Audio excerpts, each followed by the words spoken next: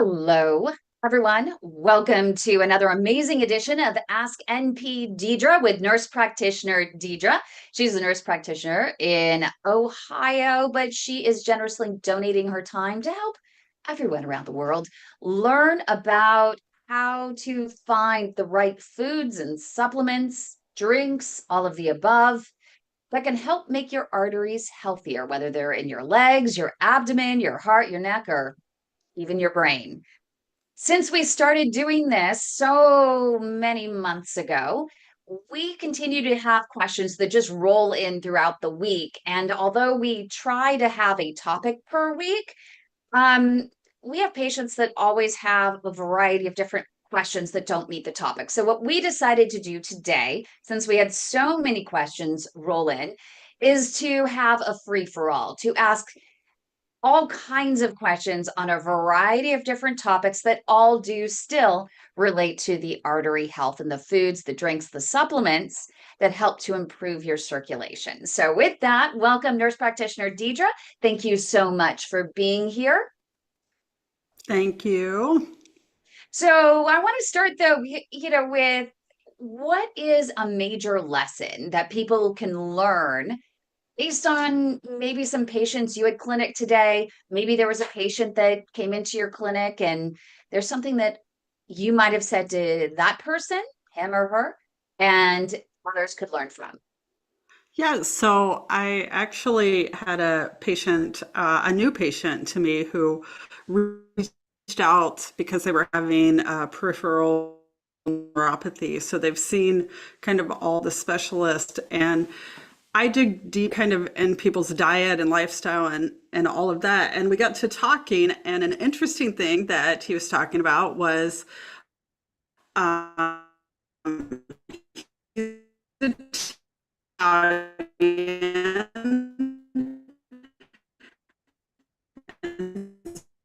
So, of course, he loves pasta and everything. But one of the things he was noticing is every time he does so diet, so that was we always could eat one for blood sugar and everything, but getting in fiber in through your vegetables and fruits and then your protein. And I knew that I couldn't say just stop eating because when you're Italian, kind of part of who you are, that it can convert to sugars, and carbs do that, and they can increase inflammation. So it's interesting that he knew that, but that he was still eating it in abundance. So that was something we talked about. We had a little bit of network trouble. Your network is a little unstable at the moment, so it broke up just a little bit. It seems like you're doing much better right now. Can you summarize once again the lesson that you were able to teach this patient and others can learn?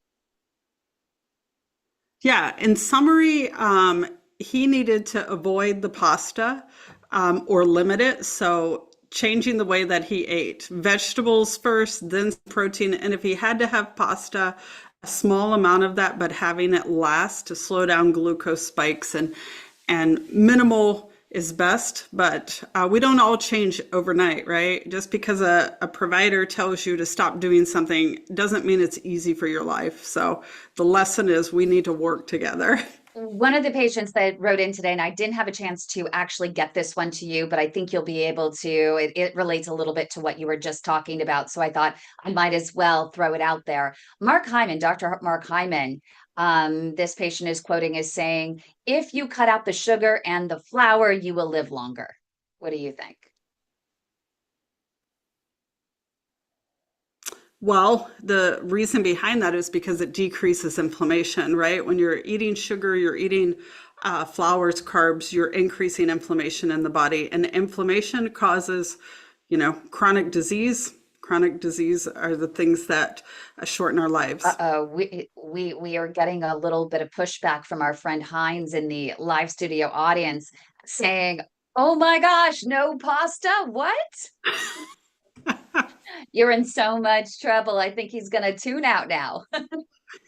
Heinz, I didn't say no. I was working with this gentleman to reduce it, but I did not say stop completely.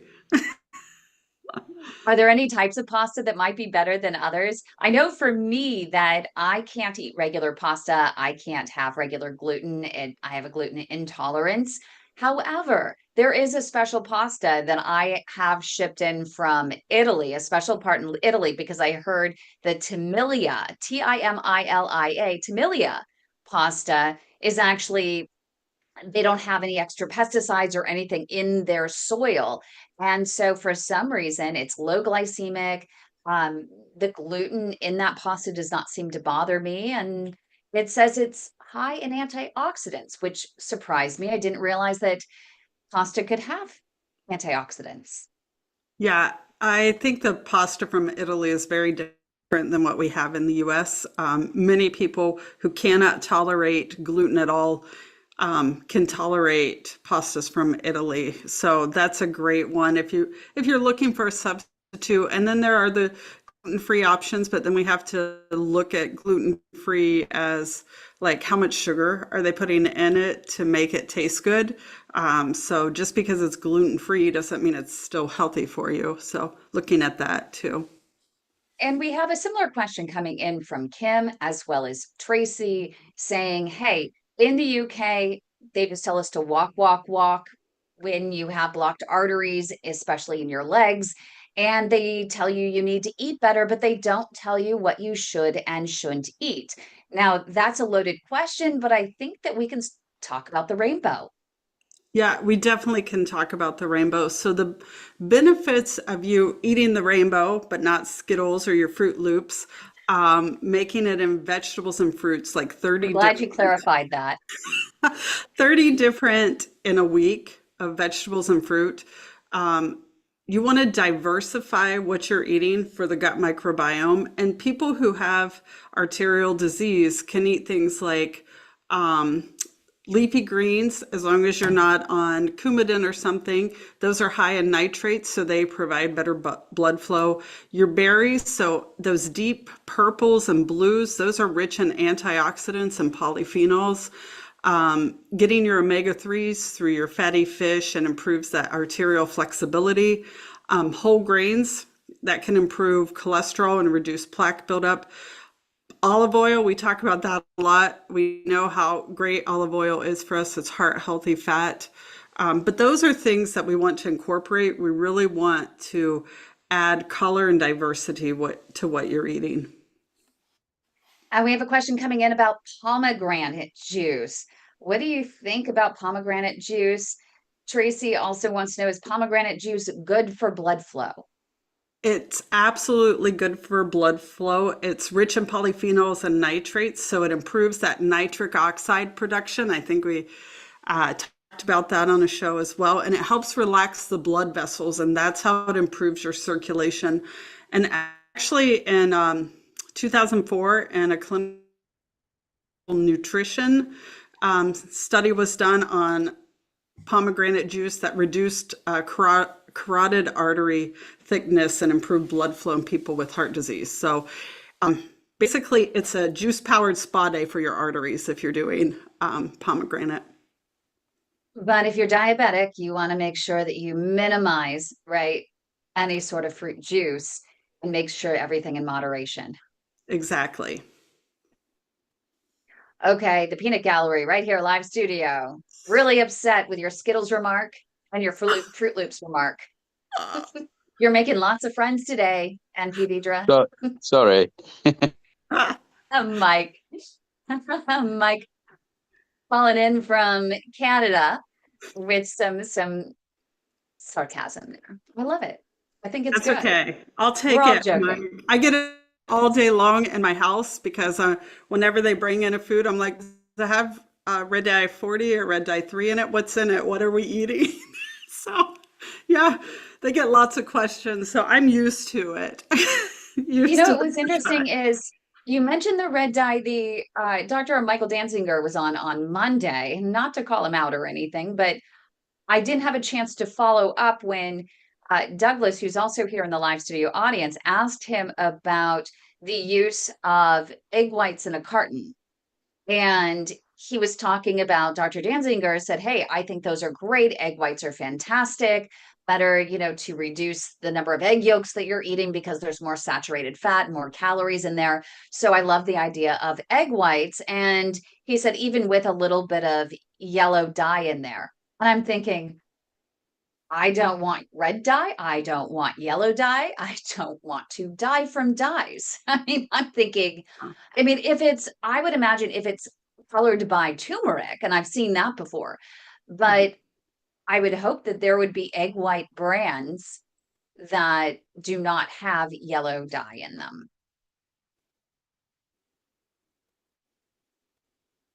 Right. I actually have never out of a box, Oh no, nurse practitioner Deidre, you're strangely unstable enough, again with your because get network. the Do you want to try that again? You were unstable for a moment. I know. The technical gremlins, the network is just not happy with your Fruit Loops and Skittles comments either. I know it wants to shut me down, right? So, It but wants I've never, more sugar to fuel this this this call. I've actually never had egg whites out of a box. So I actually would have to read those and see what is actually in it. But almost anything that has some sort of processing probably has ingredients we shouldn't consume a lot of.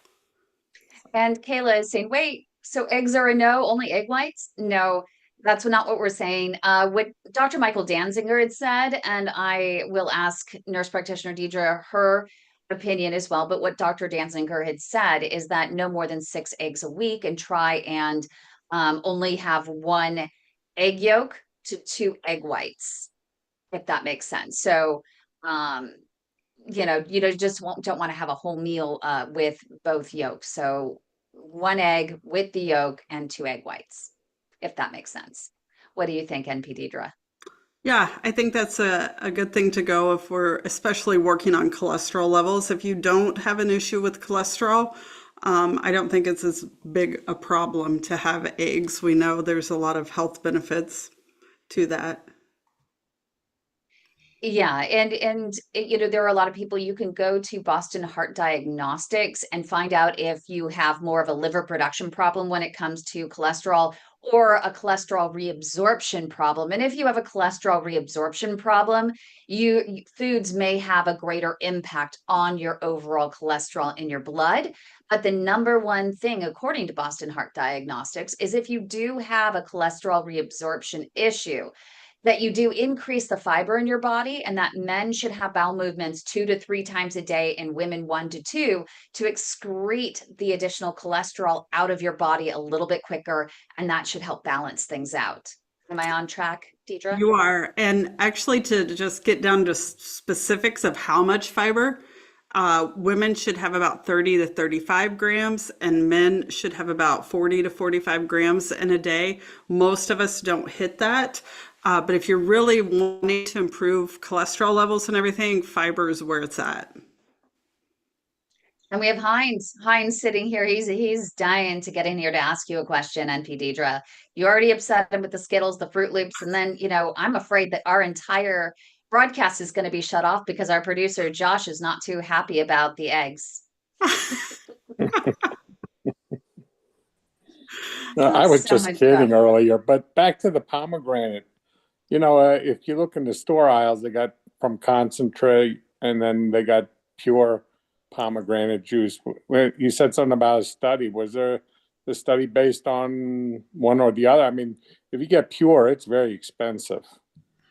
You know what, Heinz, I'm not 100% sure if they use pure or not, but I'll look into it a little bit more and I'll get back with you on that one. Okay, What type of pomegranate juice they used. thanks. I think you're always safe to actually just get a pomegranate and eat the seeds. Probably the best way to consume it, right? Then I've you're getting a never little I've never extra eaten fiber a in whole there. pomegranate. I mean, is that easy to eat or is that I can't say I ever ate a pomegranate. Is that easy to eat or do you? You know what? I I am so lazy. I get them in, there's a container that I can get in the produce section of my supermarket. and it has someone's already taken all the seeds out, and I pour the seeds across my salads. We I think used to it's do that. fun. Sorry. I think it's fun to We peel used to cut them in half and then use a sewing needle and get the pips out with the sewing needle and eat them like that. Well, that was when we were children, by the way. Just FYI. With a sewing needle. Yeah, So, any complications with that process? I know. Any stories to share? Any trips to the emergency room? Can I just ask? I've got a bottle of pomegranate juice that's mixed with cranberry juice. Is cranberry juice okay?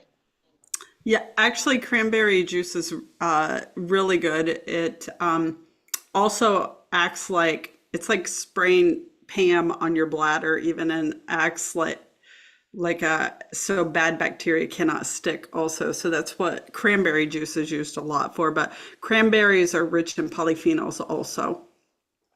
Just So got to be careful of those sugars. So I don't do the dried cranberries, and I limit my cranberry juice, but I have a little bit. But when you're having the cranberry juice or you're having the pomegranate juice with a meal, and it's just maybe 8 ounces, then it's not going to have as great of a chance to spike your blood sugar, will it? no, and it's that fiber than protein and things like that. Juices always carry a little bit more um, of a sugar increase. So if you have the opportunity to use a continuous glucose monitor, your doctor's done that for you, you can actually really hone in on what actually spikes your blood sugar more than other things. For some people, it's not always the juices and things. It can be things like stress. So. Donna is asking about 3 different products: matcha tea, beetroot, beetroot powder, and hibiscus. And hibiscus is my favorite because at one point I recall that she shared in the group a picture of hibiscus vodka and asked, well, is this healthy now? Ah, that's great. So you've got the artery trio there, right? Because your matcha's loaded with catechins like ECGC, and that reduces inflammation. It enhances your fat metabolism, and it can be a gentle lowering blood pressure agent. Hibiscus tea acts like a natural ACE inhibitor, which is one of the blood pressure medications that's used. It's kind of a first line blood pressure med. So it acts naturally like that, and it can lower the blood pressure. And it is really high in antioxidants, the same ones that are found in berries. And then your beetroot, because of the nitrates, it converts to nitric oxide, and that helps lower blood pressure as well. So I would say that is a great artery trio there. And Kayla has a few questions. Kayla, do you want to unmute and ask your questions? You have a couple here that I think are really good questions. Sure. Yeah, I was just wondering if patients who don't necessarily have any other comorbidities with PAD, if they have more freedoms when it comes to food. So if they don't have diabetes, um, don't necessarily have high blood pressure, things like that. You actually do have more freedom with foods because we're not having to worry about like how much kale can you eat that would change like your INR levels. We're not looking at what's going to change your blood glucose. But what I would say, like a blanket statement, is processed foods in general should be out for everybody, like limit that as much as possible. And I always say like single foods. So like one ingredient, like if you pick it up around the perimeter of the store, that's the best thing to do. So your vegetables, your fruits, and then using lots of spices for those, as well as really high quality meats for you too. So protein and fiber are where it's at, and just kind of limit any carbohydrate intake. And as you said earlier, still the sugar and the flour, trying to eliminate those is probably a really good idea, especially for the future. Even one extra sugar molecule in your blood can damage to your artery walls, leading to more plaque buildup. So you do want to make sure, especially when more than 50% of American adults in particular are all either pre-diabetic or diabetic. And it's the easiest thing that you can actually control, which is eliminate the sugar, eliminate the flour, reduce the carbs, and completely eliminate those processed foods if possible. And as she said, eat around the perimeter of the store. And that doesn't mean Heinz, the Girl Scout cookies out front. I know I just made him sad. But he was giving you a thumbs up that since he does not have the additional comorbidities, that he does have a little bit more freedom. So you're kind of winning him back slowly but surely. And Kayla, you had another question that you wanted to ask.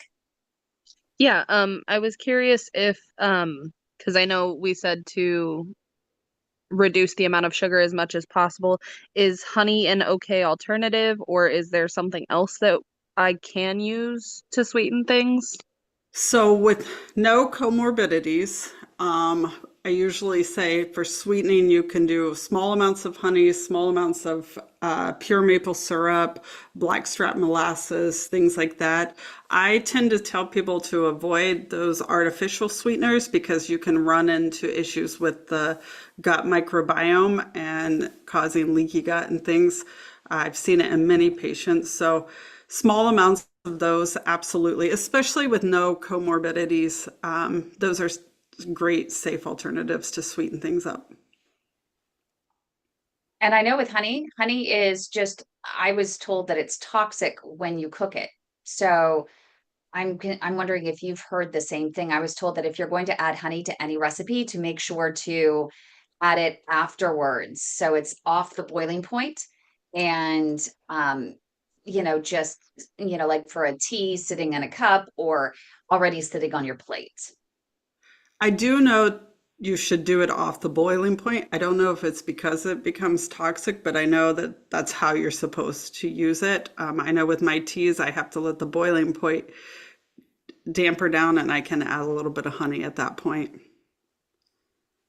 And Douglas has a question about comfort foods for artery health. When you think about comfort foods, right, Douglas, you think about all the bad things out there, the candy, the cake, the carbs, all of the above. But I think your question might be, are there any comfort foods that are okay for artery health? So when I think of that, that's a loaded question because in my neck of the woods, comfort foods really come down to like your fried foods, your mashed potatoes, things like that. And we know that those really can cause inflammation in the body. So if you're wanting to add comfort foods, air popped popcorn with olive oil. So popcorn to me is a comfort food, but there is a safe way to do that. Frozen banana slices dipped in peanut butter can be a comfort food. If you want something like rich and savory, roasted chickpeas because you get some protein and crunch. I'm going to say dark chocolate. Heinz, sorry about that, but I love dark chocolate. And then actually avocado and a pinch of sea salt. But those old comfort foods, like we made homemade noodles and all of that, I think our entire Thanksgiving used to be a carb. So no vegetables, but we just have to kind of tweak that and avoid those heavy carb comfort foods. And Bambi has a question coming in from YouTube. A big hello to Bambi. Glad she's joining us. Is there really any food that actually clears the arteries? We see that all the time. And then we see there are supplements out there that claim that they're filled with these certain foods or the nutrients from those foods, and they clear the arteries. And I don't know if there's, I mean, of course, the FDA has not given any sort of clearance to any of that.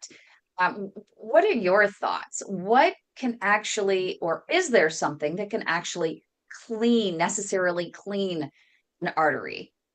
That is a good question. And as much as I'm in the supplement and health food, I actually don't even know if there's a study on clearing the arteries. So I can't really speak to that and give you good information about that. But if I find it, I promise you I will share that. So, Yeah, I have yet to see any natural foods like that completely clean the artery. If you have, it depends on how you look at it.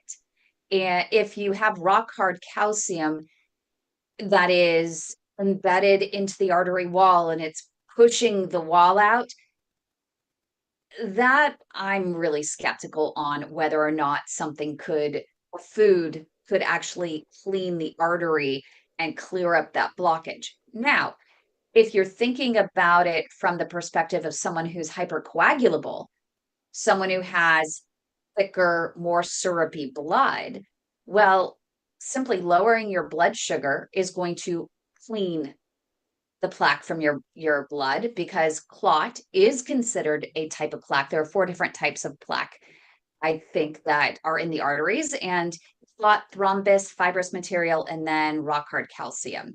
And so on the lower end there with the clot and maybe some of the thrombus, possibly just eating foods if lower carb, lower sugar might help with that. And some of the items that you've mentioned over the past few weeks where we've talked about foods and spices and herbs that will improve your circulation, those might fit in that category. and anything that would reduce inflammation in general can't is going to be great for the arteries, but it's not. I don't think there's any studies on if it can clean the artery, but reduction can be beneficial. Okay, Bambi has another question. What about whole grain flour? So I know that Dr. Mark Hyman wants you to eliminate all flour, especially enriched flour. But I'm wondering, well, is whole grain flour a lesser of all evils? Maybe chickpea flour, almond flour. There are all kinds of different ones out there now. Yeah. What do you think? I think I missed part of what you were saying because my internet today is not doing so great. I'm so sorry about that. I know. I really think it's the topic. I don't think the technical gods are happy with a low sugar diet, because Right. obviously. When it's So taboo, it goes all the way around. I know. So, or maybe it's a fan of flour fan. So Bambi wants to know about whole grain flour. And remember, I said earlier that Dr. Mark Hyman said no flour, no sugar, and especially no enriched flour. And that's particularly important for those who have an MTHFR mutation where their bodies struggle to turn food into fuel. And so enriched flour is definitely a no-no. There are all kinds of options other than whole grain flour. You have almond flour, you have chickpea flour. She was also asking about chickpeas. What are your thoughts? Yeah, I would use some of the alternatives that are less inflammatory. Looking into places that do regenerative farming practices because you're getting more richness in anything that we do. So that's a good thing to be adding there. I don't eat a whole lot of grains and flours and things with that in it, just because it does cause inflammation. So I don't know. Do you have some good recipes that you use, Kim? You're gonna love this. So I'd like to actually have you comment at some point, not today, not on xanthan gum. So I use a lot of xanthan gum, but even more so, I use arrowroot. So I don't really use flours for most of my recipes anymore. If you're looking at flour as a thickener, I use arrowroot as a thickener. And I was just talking to Rebecca, who is one of our patients in the Global PAD Association. She is also our amazing designer as well. She was talking about how she uses arrowroot as a thickener for making homemade cashew milk cheese, which I thought was really interesting because I didn't think it could be used in that realm, but I use it to thicken up when I make a fettuccine alfredo that is on the healthier side. I use it for everything. In terms of baking, I do use chickpea flour versus anything else. I use a thinner grain almond flour as well. Although sometimes I feel like that one's more grainy. I feel like the chickpea flour just melds a little bit better. So those are my options. That's what I like to do. Yeah, I'm less of a baker and I love to cook. Like I love to make dishes, but I don't get into a lot of the flours and things like that just because it's not my cup of tea. There are a lot of recipes out there that are using oatmeal. And then for a while, I thought that oatmeal was pretty healthy. But then I have been reading lately that newer studies are showing that oatmeal is inflammatory. And that was what I was using for a lot of my cookies that I would make. I would make healthier cookie recipes. And now I'm thinking I should not be using oatmeal. Yeah, I've read a little bit about oatmeal and inflammation and everything. I'm still on the fence about is it good or is it not. Like I feel like I need more information to say either way. I think it has a good argument on both sides of it.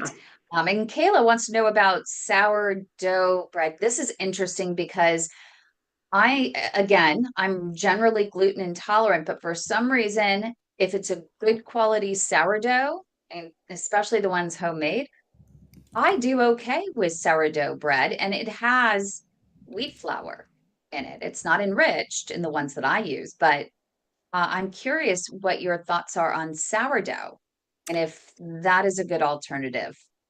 So it actually, and a quick answer is okay for people with arterial issues because sourdough is easier on your blood sugar and gut. So it's a win for your heart and your arteries, but it has that natural fermentation. We make those starters that culture wild yeast and lactic acid bacteria, but that fermentation process makes it easier to digest and more nutrient bioavailable. And then the low glycemic part of it is a benefit. That's another win. And then it's just gut friendly because of fermentation creates prebiotics. And I'm going to bring Mike back because I'm not sure if he's actually serious about his next question or if there's a little bit of. No, that was a little bit of a joke. I know that everything on a full English breakfast is fried. So Fried and full of saturated fat. yeah, sorry about Well, maybe the beans are okay. The beans might be okay. The eggs might be okay. that. Yeah, One that's probably egg, the two only egg thing. whites. 2 egg whites, yeah, without the yolks. So, or without the jokes. There you go. We have another question coming in. I can't tell who this is from, but it says, should a diabetic with a cholesterol of 195 continue to eat nuts or wait or fish until the cholesterol level comes down? Interesting that they would mention fish and nuts when it comes to cholesterol. Those would be two things that would be on my lower end of the list in terms of reducing. Yeah.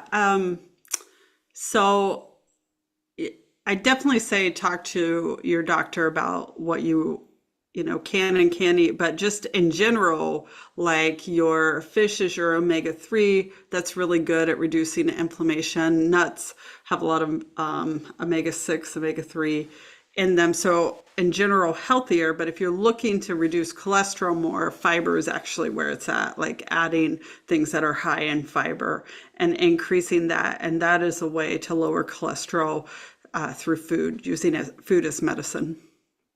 I love this question. What are some foods that may help quit smoking? Seems some gain weight, replacing cigs with comfort food. Maybe there are even foods that might be good to pull to snack on to stop the craving or even to satisfy the quote, something in my hand, unquote, to mouth habits. Right. So I think that is a really great question. Foods to snack on. Um,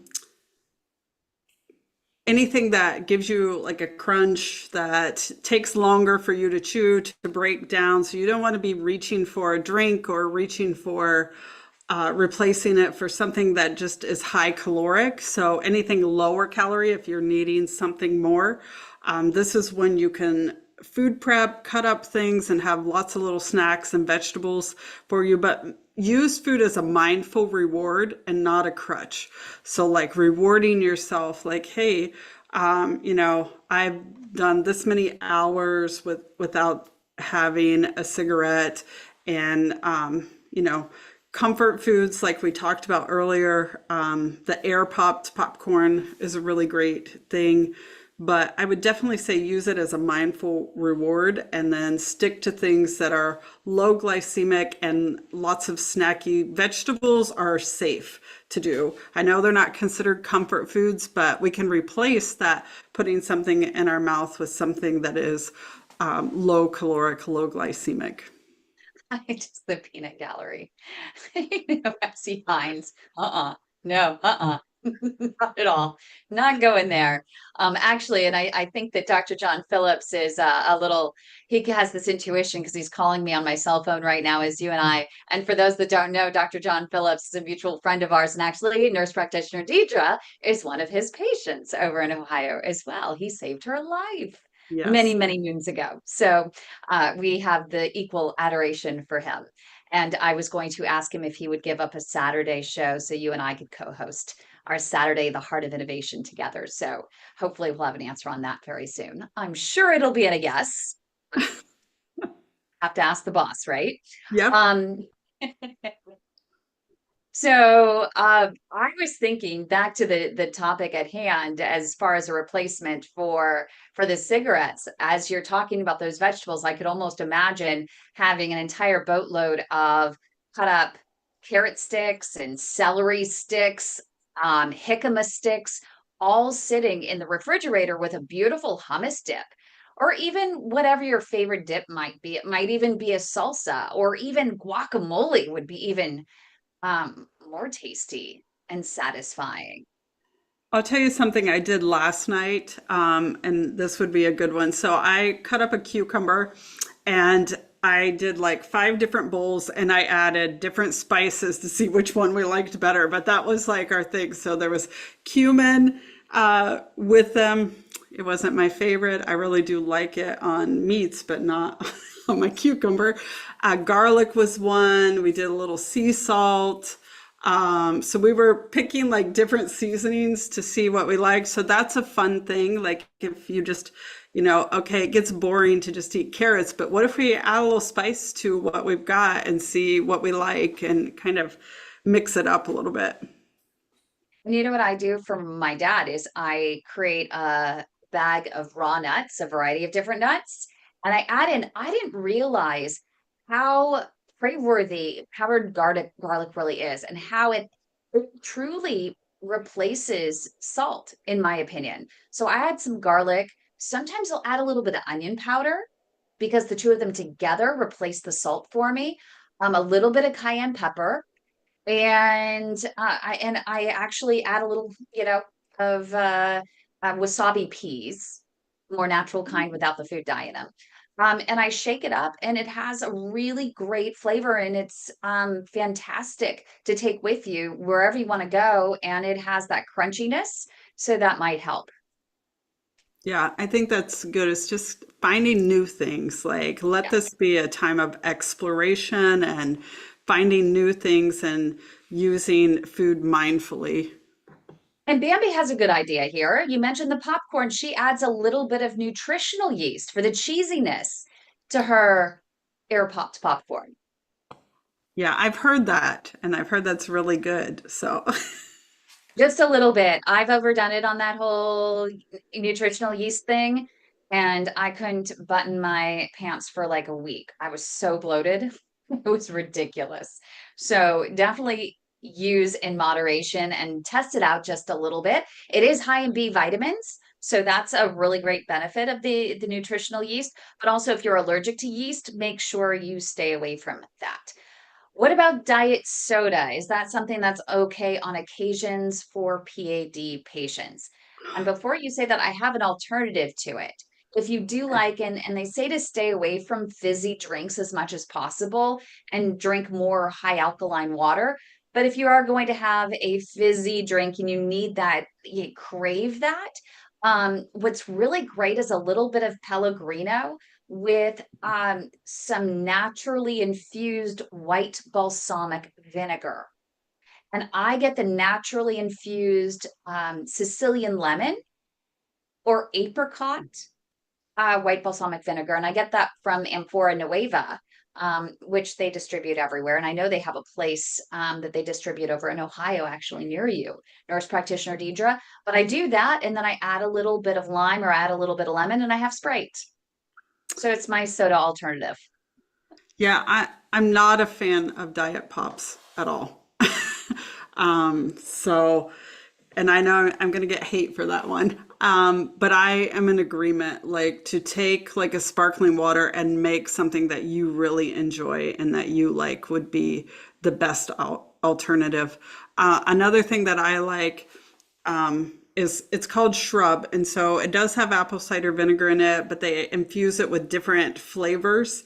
And like 2 tablespoons of Shrub can make like a mocktail for you. And it's really good for gut health, low glycemic. So that's another alternative to make a drink as well. I am just a straight, like I love lime if I'm going to do it. I just do a lot of lime with mine. And to me, it's a Sprite alternative, yes. And it's something our friend Mike here in the live studio audience, he was talking about his pomegranate and cranberry juice, his mix. Pour some of that into a little bit of sparkling water, squeeze a slice of an orange in there, and it's really delicious. My parents used to, when they would have a little cocktail when I was younger, us kids would get a cocktail or a mocktail, I should say, and they called it the cranberry juice cocktail. And it was the cranberry juice and a little bit of sparkling water and squeeze a little orange in it or a lime, which is actually delicious. Yeah. And Kayla is asking about the brand Olipop. They make natural sodas and have fiber. Personally, if you can get that down, I couldn't get it down. I literally, if I was going to replace it, it certainly was not crave worthy for me. Kayla, I don't know about you. Do you like them? Maybe there's a flavor I'm not familiar with that's actually tasty. Yeah, I've never had them. Kayla, you can go ahead. Yeah. I did meet a doctor. I have to go back. It's called, oh shoot, I have to go back and remember what the name of the soda was. But there's a doctor down in Southern California at AVA Vascular, and I was just there a couple weeks ago. Dr. Nick Patel. His son has made a diabetic friendly soda, and it's an alternative to Dr. Pepper. And I'm trying to think. I think he called it Dr. Patel is what I think he actually called it. I'll have to go back and look and maybe share it later. But it wasn't quite Dr. Pepper, but it certainly had that satisfying flavor of a Dr. Pepper, which I thought was amazing, and it was all natural ingredients. So he's from India, and a lot of his family all have diabetes, but they love their pop. And so he actually made this to start with his family to get them off regular soda and one of their favorite sodas. And I know this is near and dear to our friend Douglas's heart, who's here in our live studio audience, Dr. Pepper. And you know what? I hadn't even had a Dr. Pepper for 10 years until I met him in San Antonio. I think it was 1 year ago. And I ended up having my first Dr. Pepper, and that made it tough for me to go without having another Dr. Pepper. So the best thing about those sodas, best thing you could do is just don't start. Yeah, many of them are just empty Right. calories for us. Yeah. Yeah. She likes Kayla likes her ginger ale. We're gonna have to go look up Olipop and find out a little bit more.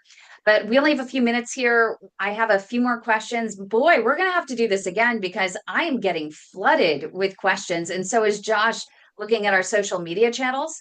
But we have Coco who's asking about using ashwagandha as an herb to control smoking cessation, to actually try to quit smoking or vaping. I'd never heard of that. I know that ashwagandha is a relaxant, so maybe it would help curb anxiety if you're Right. smoking due to anxiety.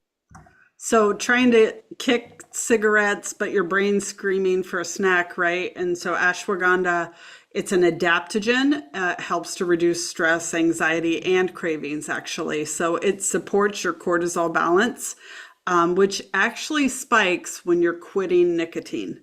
So it helps to reduce the cortisol there. And so it is helpful in kind of reducing cravings and the stress and anxiety related to new changes. Can you talk about nattokinase? We have two folks that are asking about nattokinase. Yeah. So it's actually a fermented soy enzyme. It's a natural blood thinning properties, and it helps prevent clots and reduce arterial stiffness. But you should not use it with other blood thinners unless you're medically supervised. But nattokinase really is kind of considered like the cleanup crew, sweeping away clots and things like that. So back to what we were talking about before, when those people were talking, that we got the question about cleaning the arteries and cleaning the plaque, and we talked about that softer plaque, the especially the clots that are in your blood. That is definitely an option, but again, always check with your healthcare provider to ensure that it's right for you and it doesn't have any sort of interactions that are not safe with your medications and other supplements that you are taking. We have a question about coconut milk. Is it okay to drink? And then also, what about coconut oil? Is it okay to use? Yeah, is it a friend or a foe, right? So coconut milk, it's okay in moderation. It does contain those MCTs, medium chain triglycerides, which can support energy and metabolism. So choose an unsweetened if you're going to do it, and watch for any added gums in that. Your coconut oil, that can be controversial because it's high in saturated fat, but there are studies that show that it's neutral or even positive effect on your HDL cholesterol. So if you're going to use coconut oil, you want to do that sparingly and not as your main fat. Olive oil is still number one for heart health. I am not sure I can understand this question, but maybe it's just I don't have the familiarity with this particular product. But a naturopath has recommended Vanderkrat's nitric factor and Biomedica nattokinase. Okay. It's probably a blend because it's not a single product that they're talking about. So I would be interested in seeing what the blend is, if they could.